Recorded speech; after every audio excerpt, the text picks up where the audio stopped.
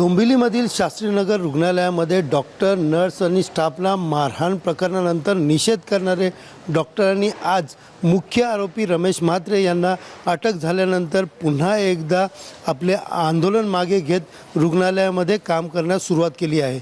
मी सध्या उभा आहे डोंबिवलीच्या शास्त्रीनगर रुग्णालयामध्ये आणि आपण पाहू शकता या ठिकाणी जे कालपर्यंत जो मुख्य दरवाजा बंद होता आज तो उघडण्यात आलेला आहे।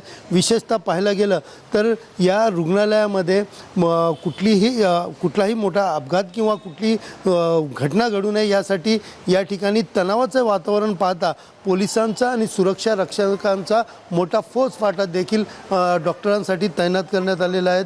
विशेषतः पाहायला गेलं तर कालपर्यंत या रुग्णालयामध्ये पूर्ण सुखसुखाट होतं। या ठिकाणी OPD असेल किंवा फक्त एमर्जन्सी सेवा या ठिकाणी सुरू होती। बाकीच्या OPD आणि सगळ्याच ज्या डॉक्टरांकडनं केलेले उपचार हे सगळेच बंद करण्यात आले होते। मात्र आज सकाळपासूनच सगळा स्टाफ असेल, त्याचबरोबर डॉक्टर्स असतील, त्याचबरोबर नर्स असतील, हे देखील या ठिकाणी पुन्हा एकदा या ठिकाणी रुग्णालयात येऊन रुग्णांना सेवा देत असल्याचं दिसून येत आहेत।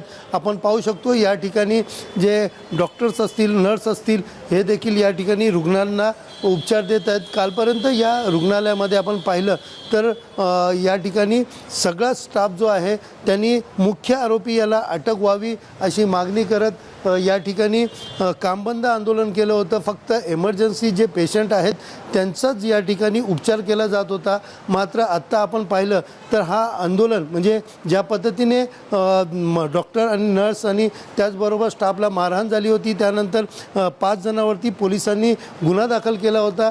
मात्र या आंदोलनानंतर पोलिसांनी मुख्य आरोपी जो आहे, ज्यांनी या नर्स, डॉक्टर आणि स्टाफला मारहाण केलेली, तो मुख्य आरोपी रमेश म्हात्रे, नगरसेवक रमेश म्हात्रे यांना अटक केली। आणि या अटकेच्या नंतर सध्या तरी आपण चित्र पाहिलं तर पूर्ण हॉस्पिटलचा स्टाफ जो आहे तो पुन्हा एकदा कामावरती रुजू झालेला पाहायला दिसत आहे आणि या ठिकाणी सगळ्याच रुग्णांना ते उपचार देत असल्याचं चित्र देखील या ठिकाणी दिसून येत आहेत। मात्र रमेश म्हात्रे सध्या सिव्हिल रुग्णालयामध्ये उपचारासाठी दाखल झालेले आहेत। आज त्यांची न्यायालयामध्ये सुनावणी आहे, त्यामुळे आज न्यायालयामध्ये नेमकं त्यांच्यावरती काय त्यांच्या सुनावणीवरती होतं, त्यांना पोलीस कस्टडी मिळते किंवा जेल कस्टडी, याकडे देखील आता सर्वांचं लक्ष लागलं आहे।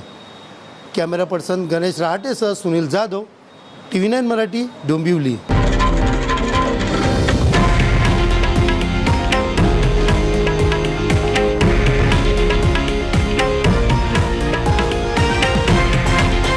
हे आहे देशातील नंबर 1 न्यूज नेटवर्क आणि आपण पाहत आहात TV9 मराठी, एकमेव।